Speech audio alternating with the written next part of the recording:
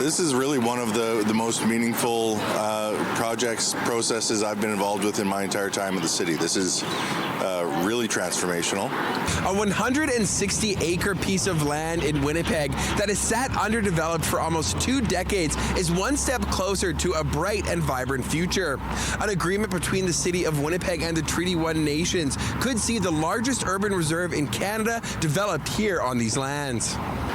This is generational. This is, I'm not going to see something like this for a long time. I do hope this spurs the creation of more urban reserves. But in terms of something this large and how meaningful this is to all the Treaty 1 First Nations, this is big. The city announcing Wednesday that once council gives its final approval, they'll be providing municipal services to the site that once housed the Canadian military's Kaypong Barracks, now called the Nawi Odina site. Jack calling the agreement a critical step in meaningful government-to-government collaboration. We've really built, I think, a lot of trust, a lot of confidence in each other, a lot of mutual respect through this process. So really the sky's the limit on what comes after this. The Treaty 1 nations have developed an extensive master plan that will see a mixed-use community, including commercial villages, residential areas, alongside a cultural campus celebrating Indigenous heritage and recreational spaces. Treaty 1 spokesperson and chief of the Broken Head Ojibwe Nation, Gordon Bluesky, called the agreement monumental. It's a great era. It's a great time that we're living in to actually see this unfold and for our children to see this unfold in front of us as well. He says what's happening in Winnipeg should be embraced as municipalities need to do a better job removing obstacles for Indigenous growth and partnership.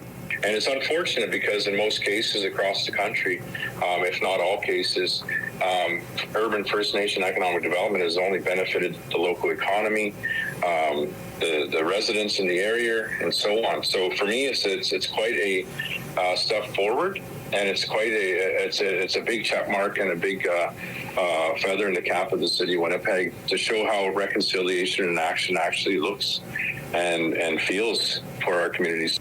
The news is welcome to Charleswood, Tuxedo, and Westwood City Councillor Kevin Klein. Well, I think it's the first step forward in many that we have to take. I applaud the designs that I have seen. As I said, I've been involved in discussions with many of the First Nations on what they would like to see, and I have been pushing them to see more economic, Indigenous economic zones in our city, and to have that as an added, vibrant community, and to see all of our people coming together around the development of that area, that will be fantastic. And it's long overdue in my opinion. He's looking forward to receiving more information as he decides how he'll be voting on the proposed agreement. The Public Service hasn't included us in what that information is. They haven't revealed some of the negotiations.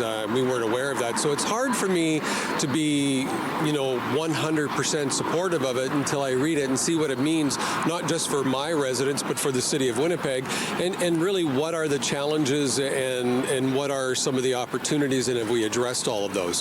His final State of the City address, Mayor Brian Bowman saying he'd like to see the project move forward before his term is up. The agreement on the agenda for Executive Policy Committee on June 15th. In Winnipeg, Modjeski, City News.